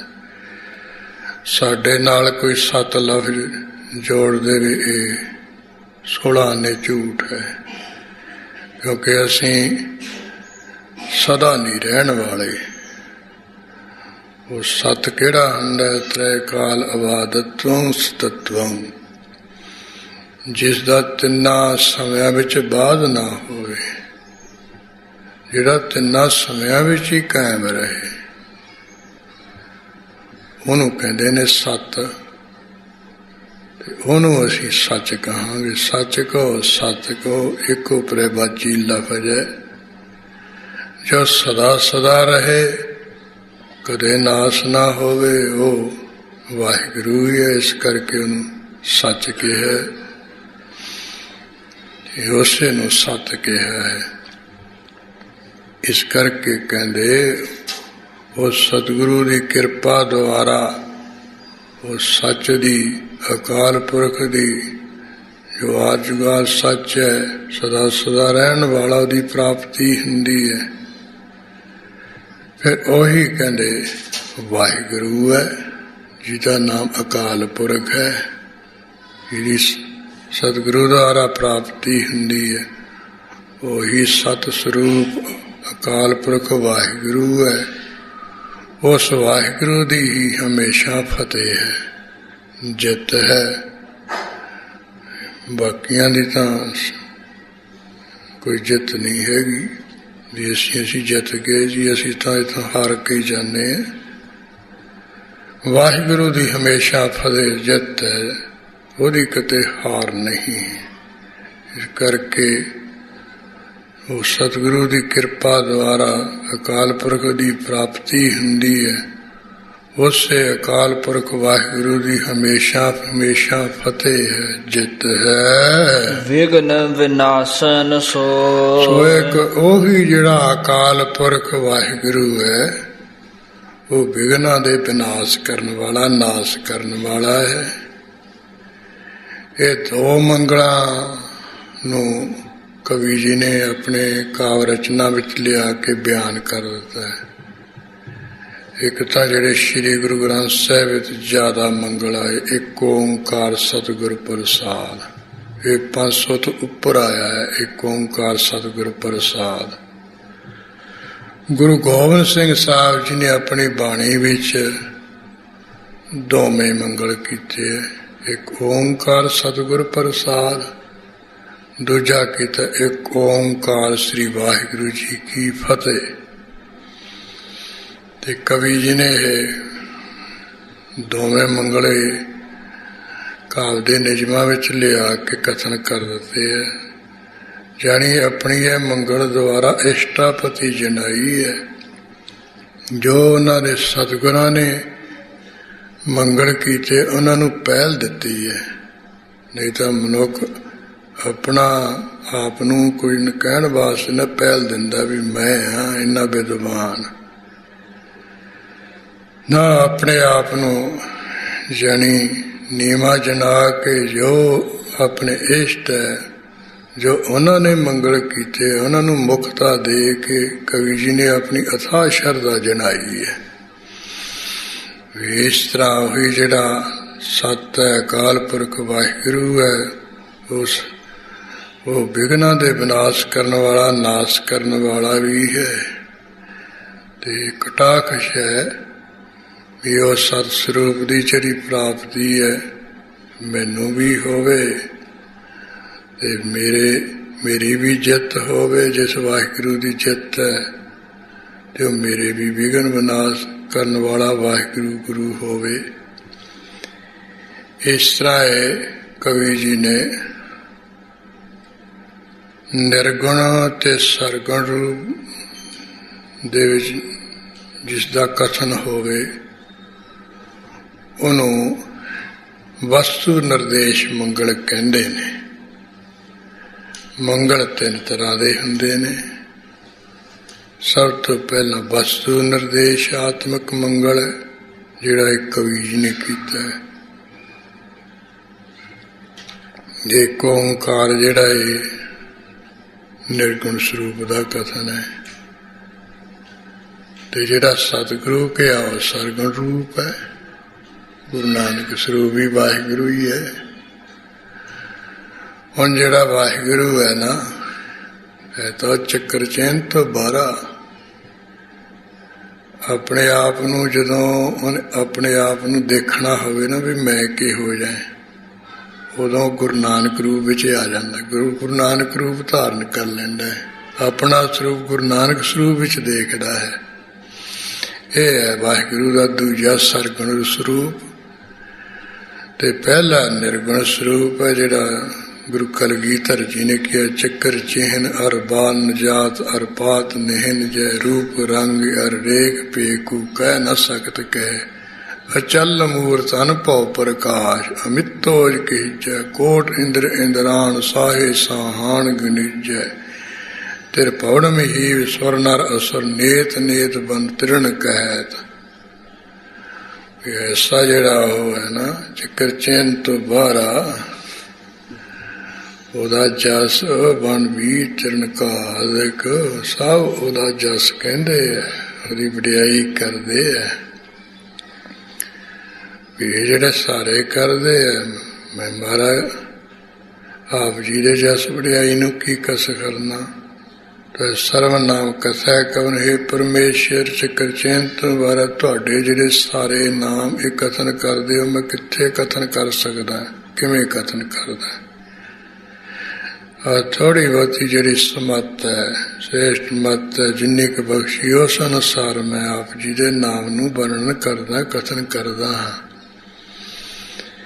ਇਸ ਤਰ੍ਹਾਂ ਪਹਿਲਾਂ ਨਿਰਗੁਣ ਸਰੂਪ ਦਾ ਮੰਗਲ, ਫਿਰ ਗੁਰੂ ਕਲਗੀਧਰ ਜੀ ਨੇ ਨਮਸਕਾਰ ਆਤਮਿਕ ਮੰਗਲ ਕੀਤਾ। ਉਪਜਨ ਪ੍ਰਿਆਦ ਛੰਦ ਸ਼ੁਰੂ ਹੋ ਜਾਣ, ਨਮਸਤੰ ਅਕਾਲੇ ਨਮਸਤੰ ਕਿਰਪਾਲੇ ਨਮਸਤੰ ਰੂਪੇ ਨਮਸਤੰ ਅਨੂਪੇ। ਵੀ ਆਪਣੇ ਇਸ਼ਟ ਨੂੰ ਜਿਨ੍ਹਾਂ ਲਫ਼ਜ਼ਾਂ ਵਿੱਚ ਬਾਰ-ਬਾਰ ਨਮਸਕਾਰ ਕੀਤੀ ਗਈ ਹੋਵੇ, ਮੱਥਾ ਟੇਕਿਆ ਗਿਆ ਹੋਵੇ, ਉਹਨੂੰ ਵਿਦਵਾਨਾਂ ਨੇ ਨਮਸਕਾਰ ਆਤਮ ਮੰਗਲ ਦਾ ਨਾਂ ਦਿੱਤਾ ਹੈ। ਤੀਸਰਾ ਹੈ ਉਹ ਅਸ਼ੀਰਵਾਦ ਆਤਮਿਕ ਮੰਗਲ। ਵੀ ਮੰਗਲ ਵਿੱਚ ਉਹ ਲਫ਼ਜ਼ ਹੋਣ ਜਿਨ੍ਹਾਂ ਵਿੱਚ ਕੋਈ ਮੰਗਿਆ ਗਿਆ ਹੋਵੇ, ਜਿਹਦੇ ਵਿੱਚ ਕੋਈ ਜੱਚ ਨਾ ਹੋਵੇ। ਜਿਵੇਂ ਉਹ ਡੰਡੌਤ ਬੰਦਨ ਅਨਕ ਵਾਰ ਸਰਬ ਕਲਾ ਸਮਰੱਥ ਡੋਲਣ ਤੇ ਰਾਖੋ ਪ੍ਰਭੂ। ਜਿਹੜਾ ਡੋਲਣ ਤੇ ਰਾਖੋ ਪ੍ਰਭੂ ਹੈ ਨਾ, ਇਹ ਅਸ਼ੀਰਵਾਦ ਮੰਗਲ। ਇਹਦੇ ਵਿੱਚ ਮੰਗਣਾ ਵੀ ਹੈ ਪਰਮੇਸ਼ਰ ਮੈਨੂੰ ਡੋਲਣ ਤੋਂ ਬਚਾ ਕੇ ਰੱਖ ਲਓ। ਯਾਨੀ ਇੱਕ ਸ਼ਲੋਕ ਦੇ ਵਿੱਚ ਗੁਰੂ ਅਰਜਨ ਦੇਵ ਮਹਾਰਾਜ ਨੇ 3 ਮੰਗਲ ਇਕੱਠੇ ਕਰਤੇ ਹੈ। ਜਦੋਂ ਡਡੌਤ ਬੰਦਨਾ ਕਹਿੰਦੇ ਆ, ਫਿਰ ਨਮਸਕਾਰ ਆ ਗਿਆ। ਜਦੋਂ ਸਰਬ ਕਲਾ ਸਮਰੱਥ ਕਹਿੰਦੇ ਆ, ਫਿਰ ਵਸਤੂ ਨਿਰਦੇਸ਼ ਹੈ। ਜਿਹੜਾ ਵਿਸ਼ੇਸ਼ ਕਰਕੇ ਨਿਰਣੇ ਪੂਰਵਕ ਜਸ ਹੋਵੇ, ਉਹ ਸਰਬ ਕਲਾ ਸਮਰੱਥ ਕਹਿੰਦਾ ਵੀ ਸਾਰੀਆਂ ਸ਼ਕਤੀਆਂ ਕਰਕੇ ਸਮਰੱਥ ਹੈ। ਤੇ ਤੀਜਾ ਡੋਲਣ ਤੇ ਰੱਖੋ ਪ੍ਰਭੂ, ਅਸ਼ੀਰਵਾਦ ਹੈ ਵੀ ਮੈਨੂੰ ਮਹਾਰਾਜ ਤੁਸੀਂ ਡੋਲਣ ਤੋਂ ਬਚਾ ਕੇ ਰੱਖ ਲਓ, ਆਪਣਾ ਮਿਹਰ ਭਰਿਆ ਹੱਥ ਦੇ ਕੇ। ਇਸ ਤਰ੍ਹਾਂ ਕਵੀ ਜੀ ਨੇ ਵੀ ਇੱਕ ਦੋਹਰੇ ਵਿੱਚ ਆ ਦੋਵੇਂ ਮੰਗਲ ਕਰਤੇ ਹੈ। ਨਾਲੇ ਨਿਰਗੁਣ ਦਾ ਸਰਗੁਣ ਦਾ ਕਰਤਾ ਹੈ, ਨਾਲੇ ਅਸ਼ੀਰਵਾਦ ਵੀ ਉਹ ਵਿਘਨਾਂ ਦੇ ਵਿਨਾਸ਼ ਕਰਨ ਵਾਲਾ, ਮੇਰੇ ਵੀ ਵਿਘਨ ਨਾਸ਼ ਕਰੇ ਵਾਹਿਗੁਰੂ ਘਟਾ ਕਸ਼ੈ। ਇਹ ਆਪਾਂ ਥੋੜੇ ਜਿਹੇ ਰੂਪ ਦੇ ਵਿੱਚ ਇਸ ਨਿਰਗੁਣ ਤੇ ਸਰਗੁਣ ਰੂਪ ਦੇ ਵਿੱਚ ਜੋ ਕਵੀ ਜੀ ਨੇ ਵਸਤੂ ਨਿਰਦੇਸ਼ ਮੰਗਲ ਕੀਤਾ ਉਹਦੀ ਵਿਚਾਰ ਕਰ ਲਈ ਹੈ। ਤੇ ਬਾਕੀ ਜਿਹੜੇ ਕੋਈ ਅਸ਼ੀਰਵਾਦ ਤੇ ਨਮਸਕਾਰ ਕਾਤਿਕ ਮੰਗਲ ਹੈ ਉਹਨਾਂ ਦੀ ਥੋੜੀ ਬਹੁਤੀ ਵਿਚਾਰ ਕਰ ਲਈ ਜਿੰਨੀ ਕੁ ਸਮਝ ਗਈ ਹੈ। ਇਸ ਤੋਂ ਅੱਗੇ ਕੋਈ ਵਿਦਵਾਨਾਂ ਨੇ ਆਪਣੀ ਵਿਦਵਤਾ ਨਾਲ ਇਸ ਦੋਹਰੇ ਦੇ ਥੋੜੇ ਜਿਹੇ ਹੋਰ ਬਦਲਵੇਂ ਰੂਪ ਵਿੱਚ ਅਰਥ ਕੀਤੇ ਹੈ। ਉਹਨਾਂ ਦੀ ਵਿਚਾਰ ਆਪਾਂ ਕੱਲ੍ਹ ਦੇ ਸਮੇਂ ਵਿੱਚ ਕਰ ਲਵਾਂਗੇ, ਕਿਉਂਕਿ ਅੱਜ ਪਹਿਲਾ ਦਿਨ ਹੈ ਤੇ ਹੌਲੀ ਹੌਲੀ ਜਿਹੜੀ ਵਿਚਾਰ ਹੈ ਆਪਾਂ ਸਹਿਜ ਸਹਿਜ ਨਾਲ ਕਰੀ ਜਾਵਾਂਗੇ। ਮਹਾਰਾਜ ਦੇ ਰੂੜੀ ਵਿੱਚ ਸੰਗਤ ਰੂਪੀ ਜੁੜ ਕੇ ਲਾਹੇ ਹਾਸਲ ਕਰਾਂਗੇ। ਅਰਦਾਸ ਬੇਨਤੀ ਕਰੀਏ ਕਿ ਸਤਿਗੁਰੂ ਜਿਸ ਤਰ੍ਹਾਂ ਆਪ ਜੀ ਨੇ ਅੱਜ ਬਖਸ਼ਿਸ਼ ਕਰਕੇ ਮਿਹਰ ਕਰਕੇ ਪ੍ਰੇਰਨਾ ਦੇ ਕੇ ਆਪਣਾ ਇਹ ਮਹਿਮਾ ਵਡਿਆਈ ਦਾ ਪੁਸਤਕ ਪ੍ਰਾਰੰਭ ਕਰਵਾਇਆ ਹੈ, ਸਤਿਗੁਰੂ ਕਿਰਪਾ ਕਰਨੀ ਇਹ ਬਿਘਨਾ ਕਲੇਸ਼ਾਂ ਰੁਕਾਵਟਾਂ ਤੋਂ ਰਹਿਤ ਐਨ ਸਹੀ ਰੂਪ ਵਿੱਚ ਵੀ ਸੰਪੂਰਨ ਹੋਵੇ। ਇਹ ਆਪਾਂ ਹੁਣ ਦੂਸਰੀ ਵਾਰ ਸਮਾਪਤੀ ਤੇ ਅਰਦਾਸ ਕਰ ਲਈਏ। ਦੋ ਅੱਖਰ ਪੜ੍ਹ ਕੇ ਜਿਵੇਂ ਟਕਸਾਲ ਦੀ ਮਰਜ਼ਾਦਾ ਹੈ ਵੀ ਉਹ ਵਾਹਿਗੁਰੂ ਦਾ ਅਸਤੋਤਰ ਕਰਨਾ, ਵਾਹਿਗੁਰੂ ਦੀ ਉਸਤਤੀ ਕਰਨੀ, ਉਹ ਆਪਾਂ ਅਸਤੋਤਰ ਕਰਕੇ ਉਦੋਂ ਬਾਅਦ ਅਰਦਾਸ ਵੀ ਜੁੜੀਏ ਜੀ। ਏਕ ਓੰਕਾਰਾ ਸਤਿਗੁਰੂ ਤੇਹ ਪ੍ਰਸਾਦ ਸਚ ਹੋਇ। ਵਾਹਿਗੁਰੂ ਜੀ ਕੀ ਫਤਿਹ। ਵਿਘਨ ਵਿਨਾਸ਼ਨ ਸੋਇ। ਵਾਹਿਗੁਰੂ ਜੀ ਕਾ ਖਾਲਸਾ, ਵਾਹਿਗੁਰੂ ਜੀ ਕੀ ਫਤਿਹ।